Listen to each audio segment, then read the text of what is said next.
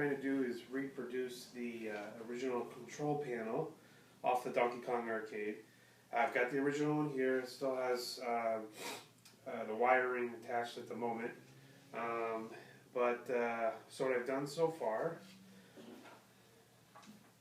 set this down, is I have cut a sheet of just an MDF, actually particle board, old scrap actually, to the right size. I've started doing some of the routing on the back side now, then what I'm going to do is I've already attached a sheet of a piece of black laminate to the front side, and you can see it's oversized right now. So what I'm going to do on the router table here is trim that real quick. So I've set it up so that I can route with the face up rather than the face down, so that I don't risk scratching up the laminate too much. So I've set it so that I have a pattern cutting bit, and I've set it so that the bearing will ride along my blank, and should just remove the laminate. Right.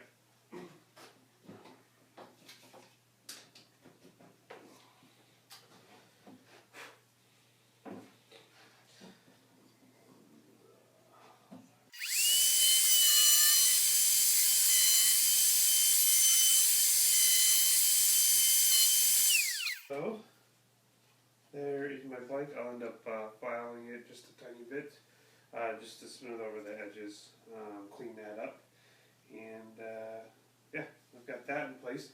The other piece that I want to show you is the piece that goes on the Donkey Kong machine directly above the control panel. So here's the original one. It's pretty beat up. That's why I'm replacing it, as you can see, but it's fairly beat up. I have ordered new graphics for here. It was laminated originally, the black laminate, and so I have a blank. I've already spray painted the sides that aren't going to be seen, just to kind of match the original. It's spray painted on the sides that are actually hidden. Laminate is only for the sides that are showing.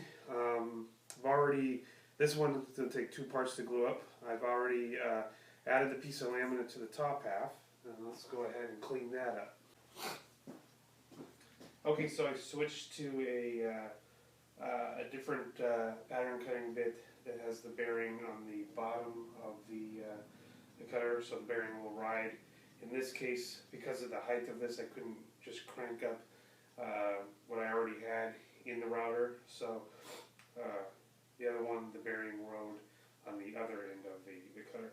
So now what I'll be able to do is I'll ride it along here, right along the bearing, and the bearing will ride along the workpiece, and should trim this up quite nicely.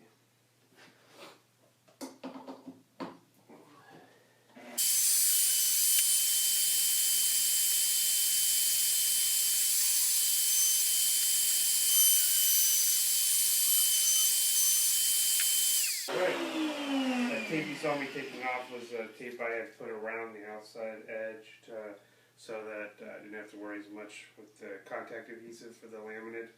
As far as cleaning up afterwards, I didn't want it getting all over any spillover getting over the wood. So, okay, for now, we'll go ahead and stop, as what I'll need to do is just clean up this face to receive a piece of laminate, and we'll glue that up.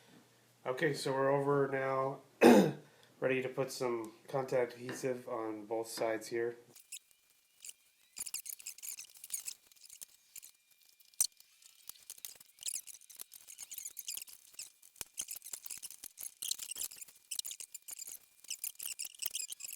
So, alright, that's it for the moment. We'll stop until it's time to put it on. Okay, so been enough time. who's tacky just a bit on both sides.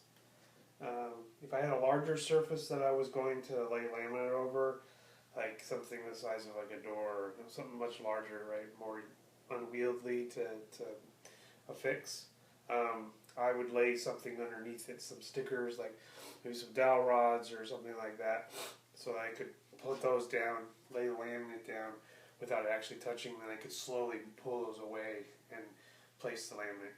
But when it's something as small as this, you can see all the edges pretty cleanly and easily. You know you're going to get a decent placement. I just go ahead and lay it down.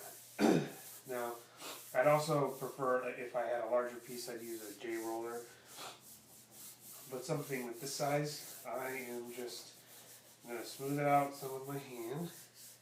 And I'm going to grab a rubber mallet and use a sacrificial block so that I don't. And actually, I should probably, I'm going to go around and hit all the edges, so make sure those get stuck together real nice before I route it and trim it up. But I'm going to do that on a different bench that's more solid and I don't knock everything off. So I'll come back in a minute and show you after it's been routed. Okay, now what I'm going to do is try to put the holes in the control panel for the to receive the buttons. I put some blue painter's tape on here and drawn on some lines so I know where to place the holes. I've already set up a temporary fence on the back as a guide of where I should place the control panel, so I get my holes drilled at the same distance from the back side of the panel the entire time.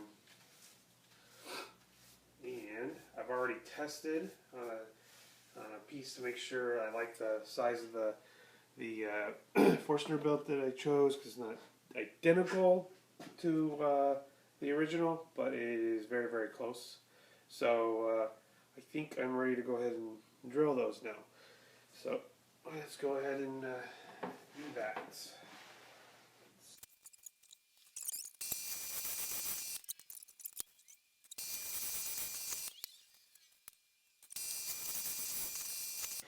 Let's see what we got.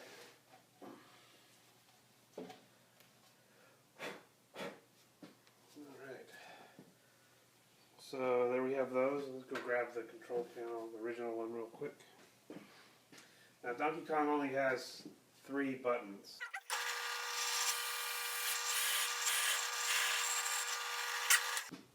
There you go, the holes drilled there.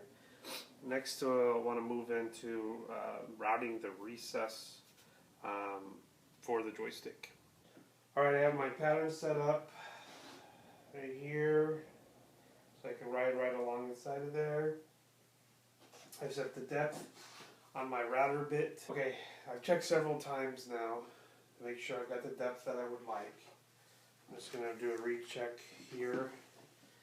That actually is okay, good. And I will be writing on. So I think I'm good to go now. Alright, so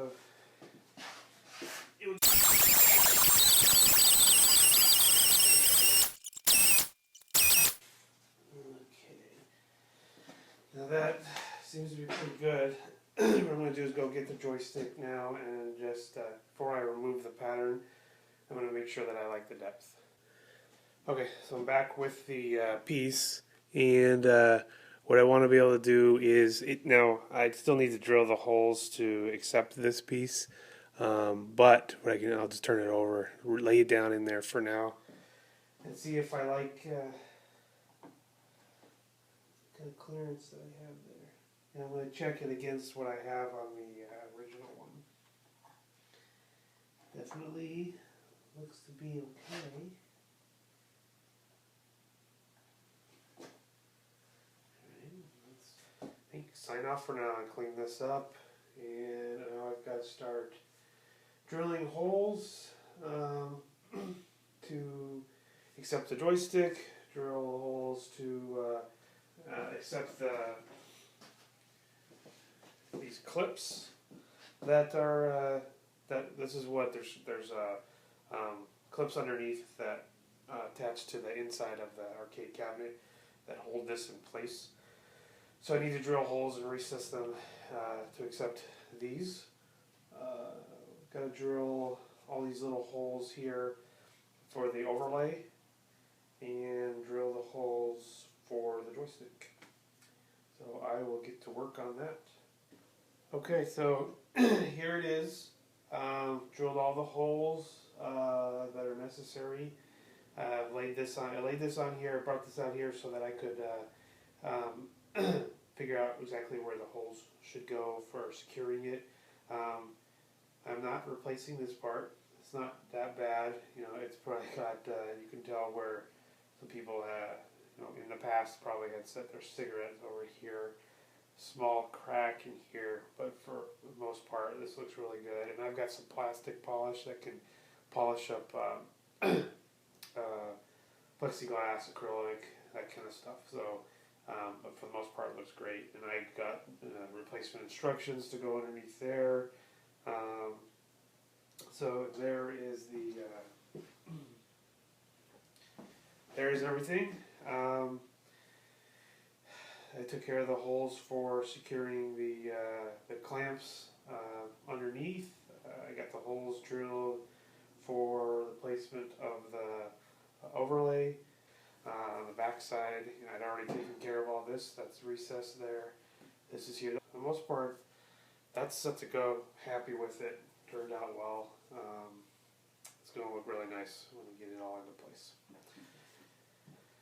That's it for now. Okay, just wanted to finish it off by showing the pieces finally kind of coming together. Added the T-molding onto the front and finished the part just above the control panel. You can see it's actually, I've added the groove to accept the control panel.